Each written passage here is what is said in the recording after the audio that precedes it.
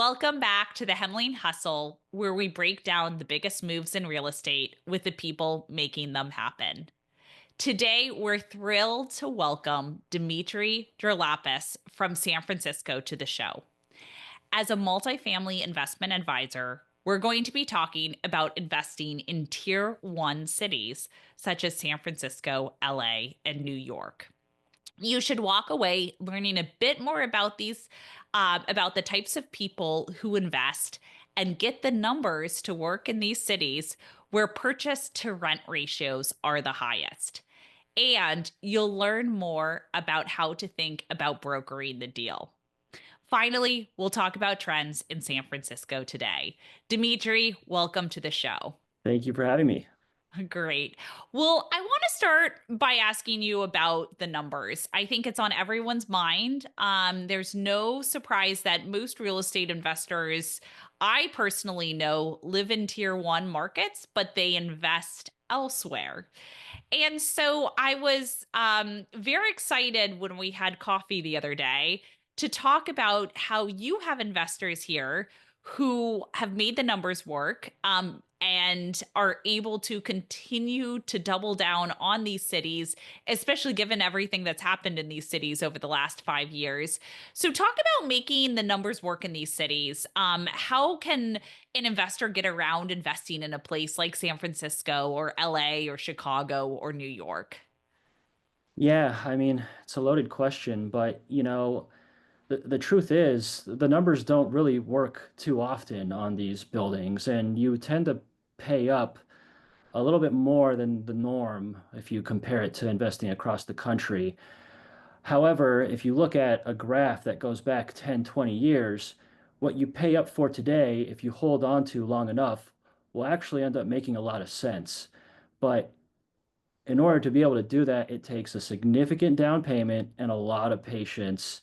And the patience could be buying a building with low rent controlled tenants that may never turn over and you're kind of stuck, but sometimes they do, and you can recapture market rent. And that's when, the building's value doubles. So if you buy it with 35% down, you're looking at 300, 400x returns, and then you'll have the capability of either doing a cash out refinance or a 1031 exchange into a bigger building and just keep grinding it up from there. But it's definitely not easy.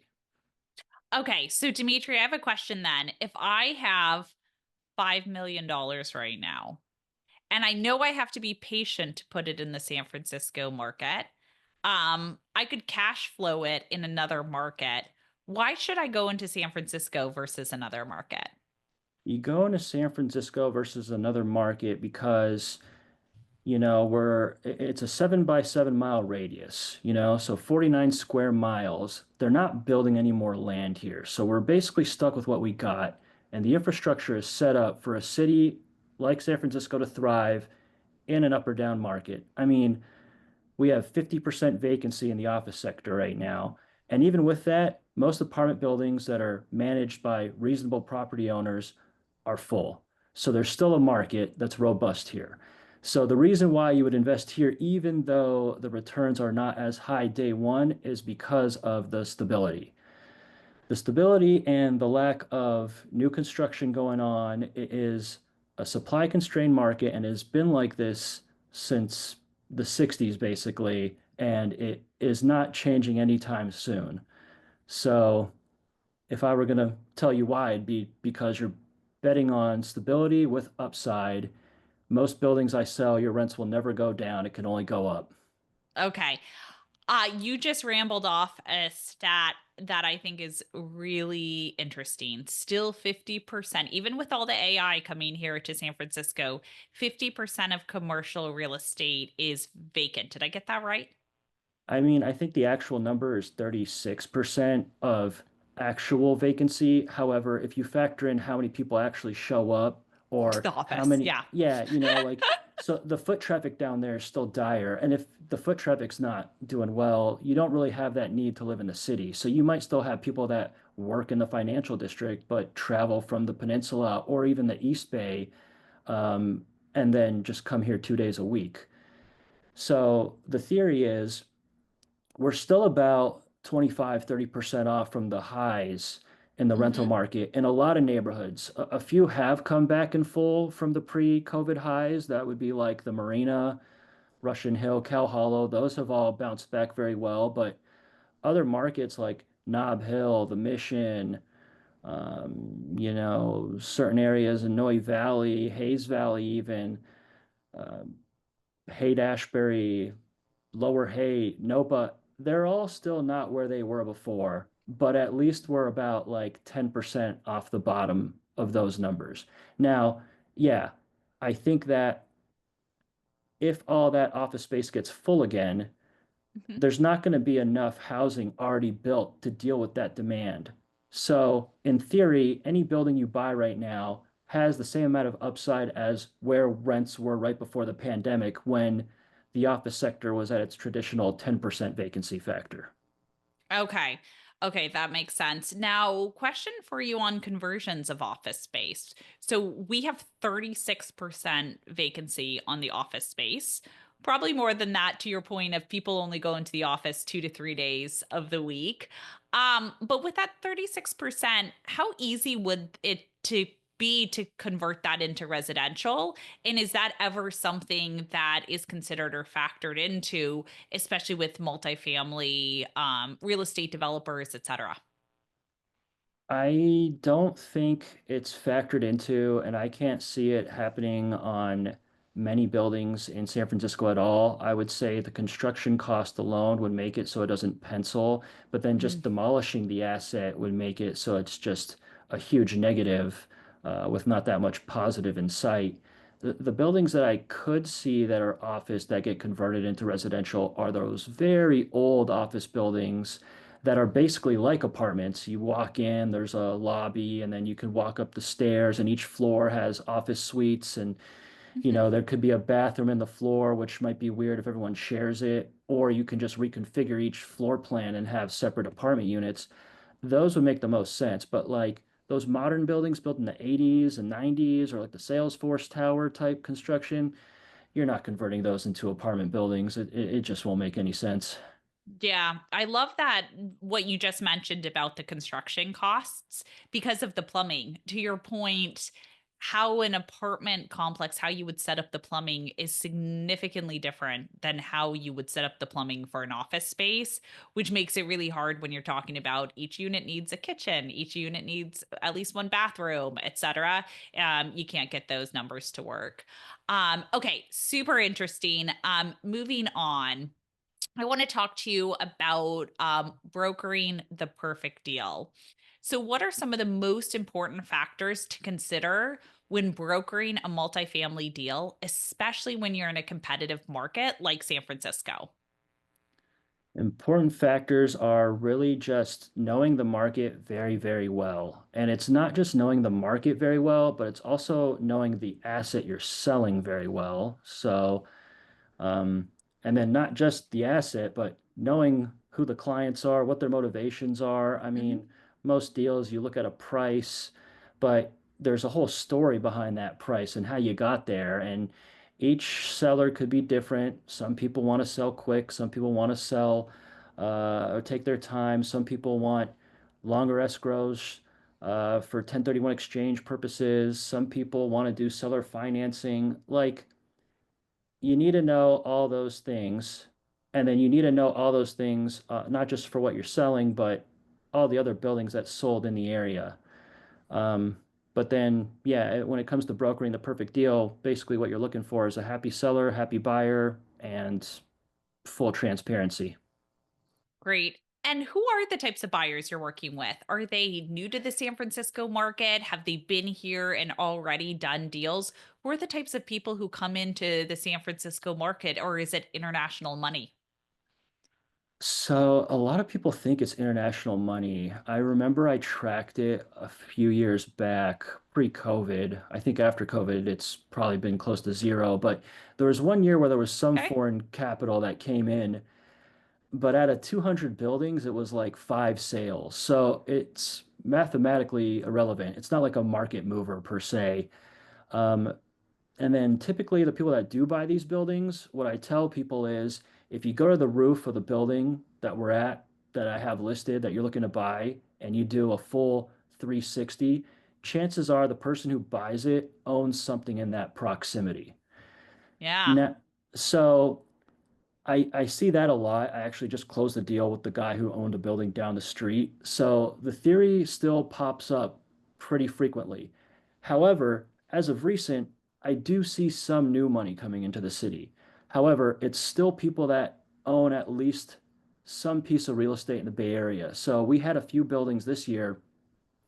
One was doing a 1031 exchange from a house in Santa Clara and wanted to buy a 3-unit apartment building in San Francisco. They thought now was the right time. Okay. Uh, Another person, they own a lot of apartments in the East Bay. They sold a few houses in Brentwood, 1031 exchanged those into apartments in San Francisco because they thought it was the right time. Also, the house was probably a 2% cap rate on their equity, whereas anything you buy in San Francisco as of recent has been north of a 5% cap rate, but sometimes you're even hitting the 6% mark, which is very, very rare to see. 6% cap rate in San Francisco. Yep. Wow. Um, Another question for you. How much of that new money is tech money and people who are in tech who are here saying, "Hey, I want to have an impact on the city and really like, revive the energy of it." I can imagine a bit of that. How much of it is tech money? I don't see much of that directly in the apartment sector. Really? I've seen some of that more on the like retail side and office side. I think more of those people are connected to the VC type money that chases those types of buildings with groups of investors they know that have a plug in real estate. Hmm. However, if there is any tech money coming into apartments, where I do see it happening is a tech investor having some LP interest in a syndication of a GP who's running the whole process, but they're not the driving force of the deal. It's still some guy who lives in San Francisco and either has his own company or is an acquisitions guy at another company, and he's trying to start his own thing. That's interesting. I wonder, I'm shocked with how much money comes from tech in San Francisco and the Bay Area that it's not more of that going into the apartment sector. Yeah, I mean, me too. And a lot of them have lots of money, but then I think a lot of them get a lot of money and either buy a nice house to live in.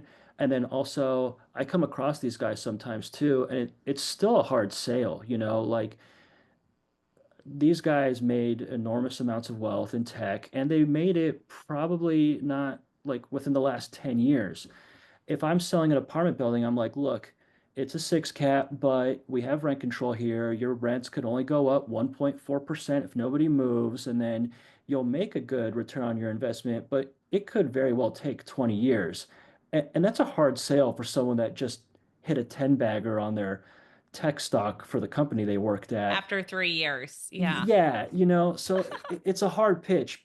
Now, I mean, there's a few that may have done it. I can't like there's probably two clients I've sold buildings to that were tech investors, but it's only two. Like it's not a market mover. Not that many. That's super fascinating to me. What about, let's talk about dual versus single agency. And what I mean by that is, do you recommend, so if I'm a buyer coming into the San Francisco market, should I be working with an agent that I find, and go through them, or should I go through the agent who's also doing the sale, the other side of the deal? And this is where in California, it's legal for you as the broker or agent to represent both sides of the deal. In some states, you can't do that. That's illegal. What do you think are kind of the pros and cons of going with the agent who is listed as the sales agent or the Yeah. lead agent? Yeah, no, this is good topic of conversation. I would say it's kind of frowned upon in residential more than it is commercial. I want to throw that out there first. In commercial, it's pretty much normal. And the pro is if you're the listing agent, and I tell this to anyone who comes across my desk or like anyone I meet off social media, I'm like, look, if you want to buy a listing and it's commercial, Don't talk to me. Talk to the listing agent. That's going to be your, that's just how it is essentially. Hmm. Now, there are people that do still want to work with an agent and do that whole process, and there's no disadvantages to it really, but there's something about and like it gets frowned upon from the outside, like, oh my God, a real estate agent's going to represent the seller and the buyer. How does that happen? Like Yeah. they're putting their own interests instead of the clients. And it's easy to say that when you're not involved, but if you're a buyer and you want to buy a building, you want to give yourself the best chance to get it.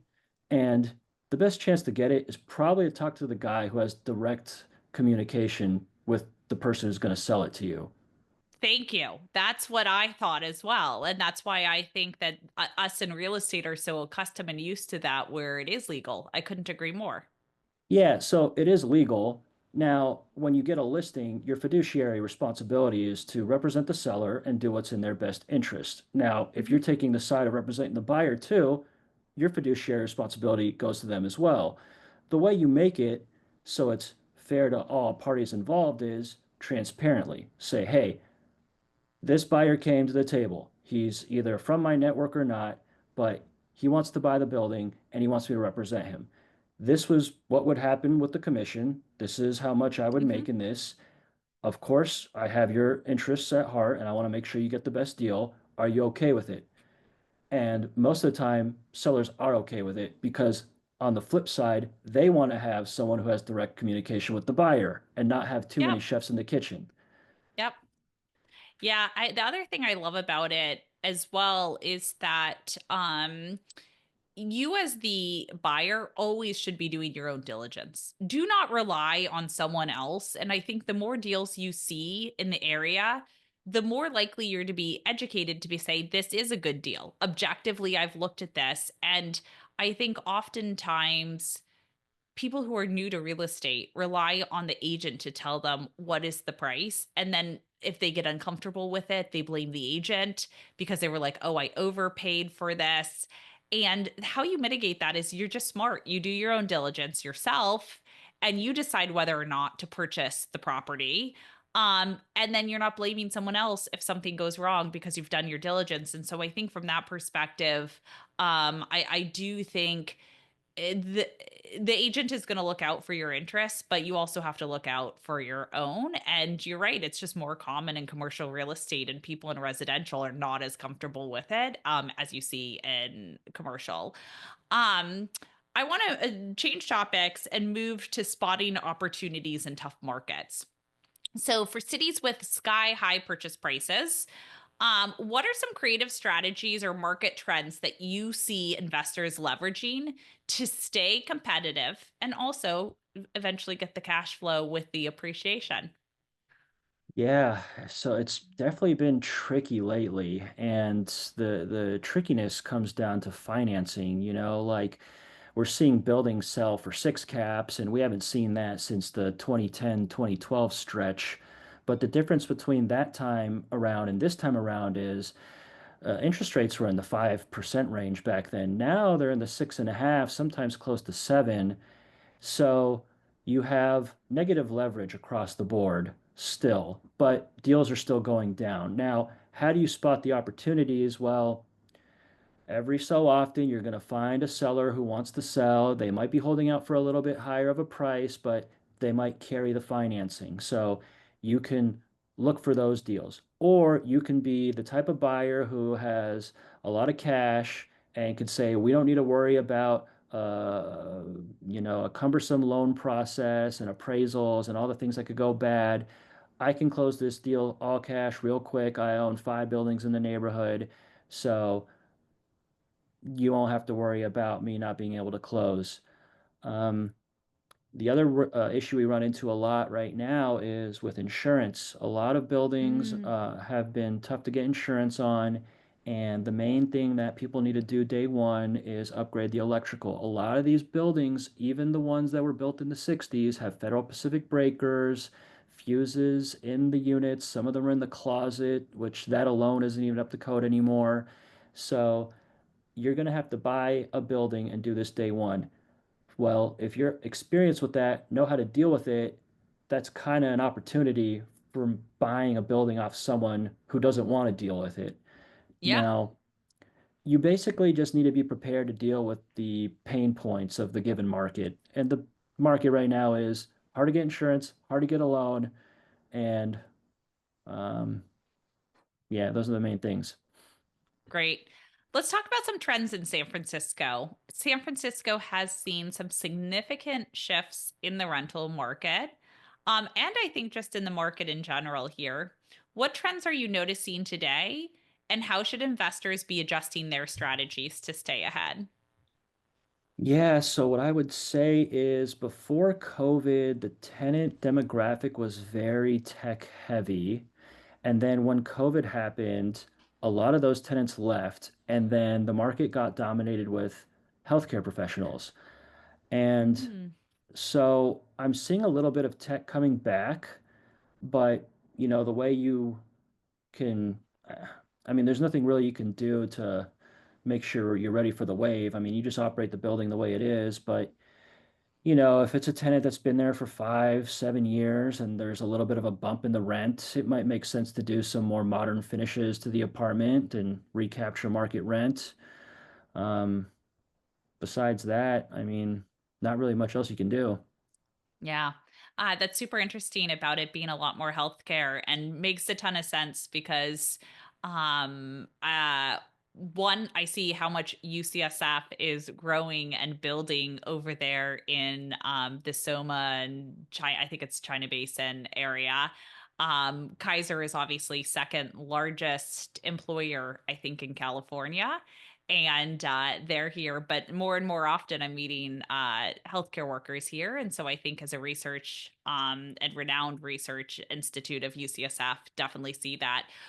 What is some of your advice for new investors considering their first multifamily investment? My advice is to not fall in love with anything until it's yours. So don't fall in love and end up overpaying for something. However, if you're doing your due diligence, studying the market, and working with an agent who knows the market well, you're going to learn everything you need to know fairly quickly. Like, I can get on a call with someone and explain the market to them and how to make money here within 30 minutes to an hour. Um, Now, the advice I would give on top of that is, it's a big city. You don't want to just focus on one select area because you might not ever find a deal. Like, it's rare to get those nice opportunities. You have to go across the whole city. But if it's me personally, I like focusing on any of these neighborhood sub-districts Hmm. and focus on buying buildings that are within 2 blocks of neighborhood retail. My theory is, and then also public transit as well. But the theory is, if you buy a building with that type of viewpoint anywhere in the city, long term, you're going to do just fine. Yeah, great. Are you ready for our lightning round? Let's do it. Great. What's the biggest mistake you've made in your real estate investing career? Real estate investing career. So this is as an investor, not a real estate agent. There was one time I remodeled a unit and I hated the way it turned out. And after a tenant had lived there for a year and then I tried renting it again, I was so displeased with myself that I ended up demolishing the unit and rebuilding it again the way I wanted to originally. So that was probably that was, yeah. But I remodeled the unit twice. Yeah. And that will get very expensive when you're in a city like San Francisco. Very expensive, but live and learn. Quote you live by and why? I have a lot of them, but since we're talking about real estate brokerage more here, I'd say um, the most money you make is from the listings you don't take. And I think in this way a lot because you could get a listing from someone who's unrealistic or takes a lot of time and it might never sell when in reality your time may have been better spent cold calling, marketing, trying to get more realistic sales. And then Mhm. it's not just about listings too. It's kind of like everything in life. Is it worth my time to do this where I could be doing something else that might be a better use of my time? Um, so yeah, that one's been coming up a lot lately. Great. I love it. I think that's just overall in sales a really good one to live by. When and where are you investing next? When I don't know, but we're constantly investing all the time, but not in real estate and the stock market, of course. Um, but the plan is, and we take money out of each paycheck, but and put it in the market. But the plan is to buy an apartment building in San Francisco. And it's not just like an investment property type of goal that we're looking to accomplish here. We're looking to buy one that has a bigger owner's unit that we can live in and have other units for supplemental income. Cool. House hacking. I love Yeah, it. well, we're house hacking now, but we only have 741 square feet, so we need a bigger space. But in terms of when, I'm thinking maybe the next 2 to 3 years. That's kind of the time frame I have in my head. Great. And Dimitri, you have a great Twitter that keeps people up to date on the real estate market here in San Francisco. If our listeners wanted to learn more, what is your Twitter for them to follow? It's at Drolapas. I'm very active on Twitter, so feel free to follow me there and reach out. I'm always happy to connect and answer questions. The handle is the same on every other social media platform too, but I'm definitely the most active with the biggest following on Twitter. Awesome. Well, Dimitri, thanks so much for being on the show. I learned so much about the San Francisco market and a lot of myth busters out there of things I thought were happening that weren't. So thanks so much for being on the show today. Thanks for having me.